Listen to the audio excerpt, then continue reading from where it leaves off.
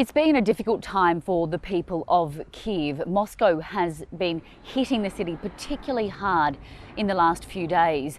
At least 6 people have been killed, more than 100 others injured. And it's thought to be retaliation for a strike on a school dormitory in the Russian-occupied Luhansk region on Friday, which killed 21 people, mostly young female students.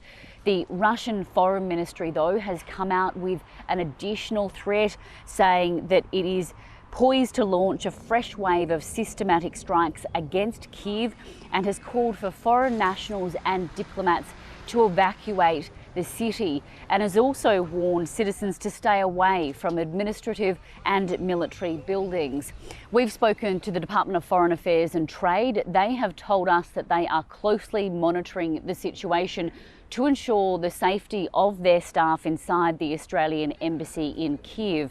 That only reopened in December of 2024, but we've had no indication that they're planning to evacuate or scale down that presence. The EU says it also isn't planning to withdraw any of its diplomats. Let's take a listen to what some of them had to say today. But now more than ever, it is imperative to avoid any escalation of a conflict that has already exacted a devastating toll on civilians and that risks making the search for peace even more distant, prolonging the suffering of people. That sparked a serious threat from Dmitry Medvedev, who is the deputy chair of Russia's Security Council. He posted on X saying that if the EU maintains their presence there as unchanged, well, apparently they've got diplomats to spare and they need to trim their headcount, he said. On Monday night, the Russian Foreign Minister Sergey Lavrov phoned his US counterpart Marco Rubio and urged him to evacuate American diplomats at the embassy in Kyiv. We haven't heard from him today, but Dmitry Peskov, who is a Kremlin spokesperson, has. Let's take a listen. The Russian Foreign Ministry's warning of strikes on Kyiv says that these strikes will be systematic. Does this mean they will happen daily or repeat on a certain frequency? Can you share these details with us?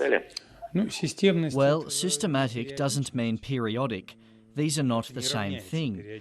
In fact, the Foreign Ministry statement contains comprehensive information.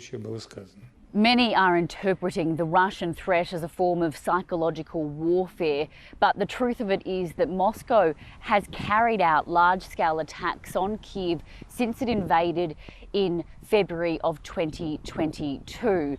Ukraine has responded. It has developed sophisticated air defences, but just last month, the Ukrainian President Volodymyr Zelensky warned that it could run low on those types of weapons because of America's war in Iran.